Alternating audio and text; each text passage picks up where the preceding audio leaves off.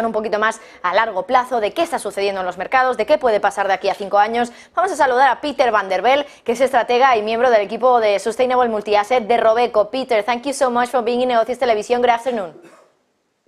Buenos días. Thank you for having me. Peter, what are the main dynamics that will shape the next 5 years according to Robeco? Yeah, so we just released our 5-year annual outlook.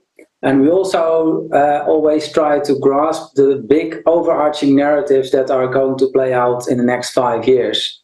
If you look at the global economy, one could say that we have made great progress in terms of healthcare, with COVID-19 clearly something of the past, according to the WHO, no longer a global healthcare emergency. We have seen the surge in the adoption of large language models like ChatGPT, boding well for future productivity growth. And looking at inflation in G7 economies has peaked. And moreover, central banks have successfully addressed the first inflation wave we have been observing in the past few years without triggering a steep rise in unemployment. Things look great, Goldilocks shines in that respect, but in our view, turbulence could loom, and it has all to do with the closing of power gaps between important economic actors. So the theme of our outlook is called triple power play. We see a power play between US and China on the geopolitical plane. I think that's already well flagged and mainstream consensus. But we also see another power play emerge between labor and capital. We see the rise of labor also on the back of a move towards a more multipolar world, a move from globalization, which we have been enjoying for the past 3 decades, towards slow globalization or even deglobalization. So these power plays will, I think, impact GDP, inflation, and as a result of that also asset returns. And also, importantly, a third power play we see on the horizon is rising tensions between central banks and their fiscal counterparts, especially if inflation stays above central bank inflation targets, above 2%.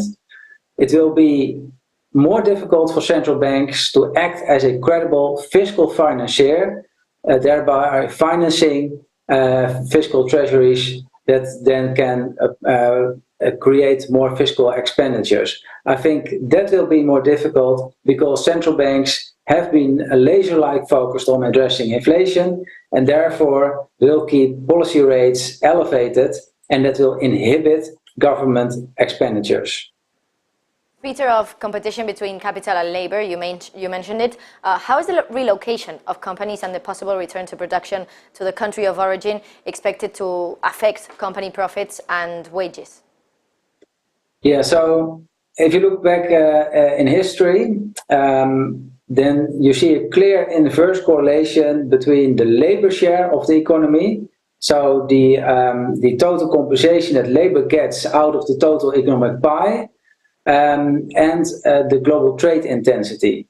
So in the era of globalization, especially after China joined the WTO around 2001, you have seen a steady decline in the US labor share as global trade intensity increased. So China offered, of course, a lot of cheap labor to global corporates, and that has eroded the bargaining power of domestic labor in the G7 economies. Now, as I just also said, if we are going to see the dawn of multipolarity, an era of deglobalization, then likely we are going to see more reshoring, which will boost domestic labor in the US and other G7 economies to the detriment of the profit share in the economy. So as long as the reshoring is labor intensive, then I think that corporate profitability in the US and in other G7 economies will face a headwind as a result of friendshoring and reshoring. We've got no time left, Peter, so I have to say goodbye to you. But Peter Van der Welle, estratega y miembro del equipo Sustainable Multi-Asset de Robeco, thank you so much for being in Negocios Televisión. It's been a pleasure to have you.